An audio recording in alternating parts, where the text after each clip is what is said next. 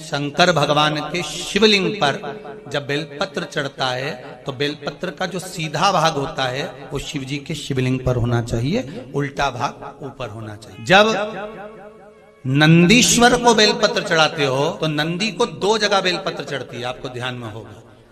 पहली बेलपत्र नंदी को जब चढ़ती है तो नंदी के सामने चढ़ती है, तो उसका बेलपत्री का जो डंडी का मुख है वो नंदी की ओर होता है और बेलपत्री की पत्ती का मुख शंकर जी की ओर होता है।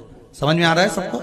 डंडी का मुख, जैसे नंदी ऐसे बैठा है तो डंडी का मुख नंदी की ओर होगा, पत्ती का मुख शिव के, और ये सीधी की सीधी नंदी के सामने नीचे रखा जाती है, नंदी के सामने। और एक बेलपत्र जब नंदी के ऊपर चढ़ती है तो डंडी का मुख शिव जी के ऊपर होता है और इस पत्ती का मुख नंदी के सिर पर नंदी की ओर होता है। ये 2 बेलपत्र रखकर शिव जी का स्मरण कर कर जाएं, कार्य सफलता की ओर बढ़ता है।